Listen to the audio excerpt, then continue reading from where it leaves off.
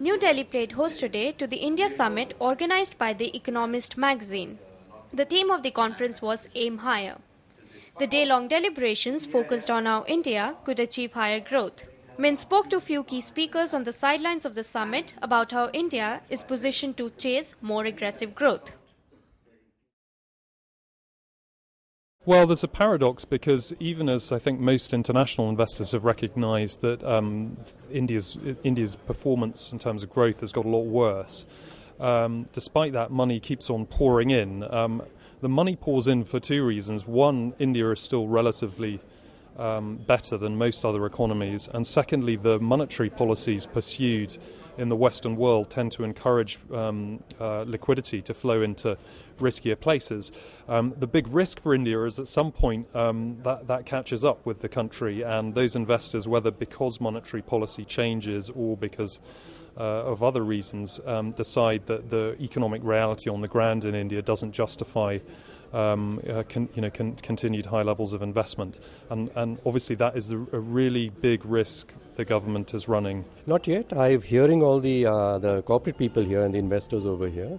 They are saying that we need more confidence that things are getting done in the country. They want more evidence that what has started very well with the Cabinet Committee on Investment, and it's done very well in the last a few weeks, we want to see that this is sustained. I think part of the disenchantment is to do with what's going on in the world, and part is to do with what's going on in India. I think it's a combination of what is going on. But India has demonstrated in the last few months especially its ability to get back to accelerate policy making.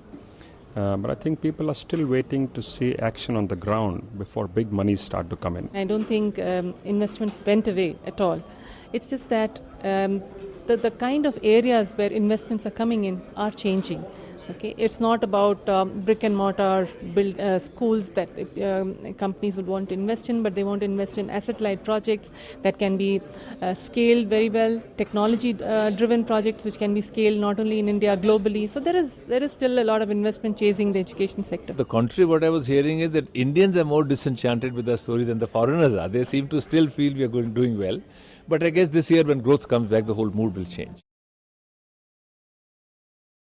Well, one of the things we've heard from the panelists in several sessions today is the need for a manufacturing industry in India. And of course, that's closely related to China's likely progression over the next decade, with the Middle Kingdom shifting away from some of the more basic industrial activities and kind of retuning its economy. So India has a great opportunity in front of it to take some of that economic activity. Our growth is an outcome of investments coming in, infrastructure improving, the utilization of the infrastructure improving productivity and output. So the growth, GDP, is a lagging indicator. The leading indicators are what is being done on the bottlenecks, building the capabilities to enable the growth to happen. I think we need to be smarter in communicating the good things to the world outside. At the same time, the government needs to continue to back off and allow private enterprise to play a bigger role. Our policy framework needs to get simpler and easier for both individuals and corporate enterprise to function better. Area that we are missing out that needs a lot of investment and change is vocational training.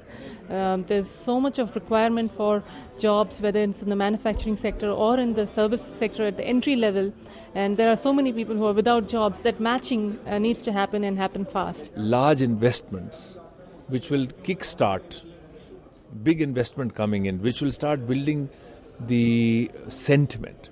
So I think the sentiment has to start going clockwise. It's been a little anti-clockwise for some time.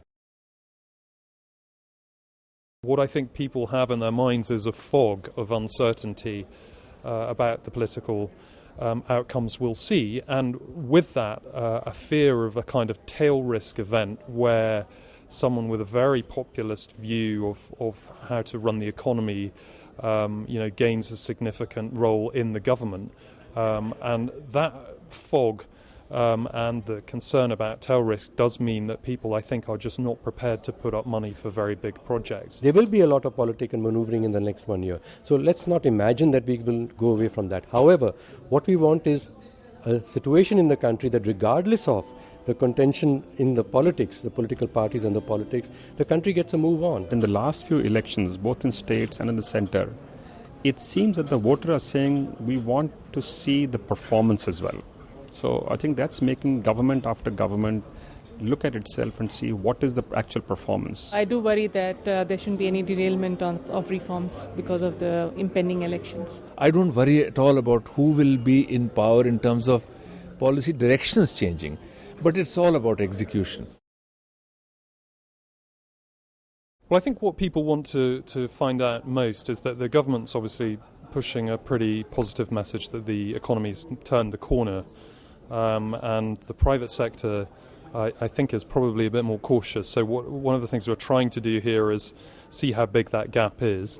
We've just had a panelist of economists there, and I think the general view was the gap is quite big and people remain quite gloomy about the prospect of a sharp upturn before the elections. I'm getting a big takeaway that if the country builds the ability, which it can, to resolve issues, means converting contentions amongst the stakeholders and between ministries into more collaboration, to convert much more confusion as there's around into much better coordination, and that will enable better implementation, better plans and implementation. I guess the takeaways would be to listen carefully and try and implement some of the ideas. It's been a very invigorating conference. There's a lot that we are hearing about how India is moving economically, what are the opportunities, and what's really interesting is to know some of the key levers. If those are addressed by the government, our movement can actually go much faster. Overall, let's say a lot of very cogent arguments, all of which are first of all pointing toward a better year next year. And even the Prime Minister's economic advisor was very, very straightforward and gave us a formula. And I think also people beginning to point out more sharply to areas that need attention.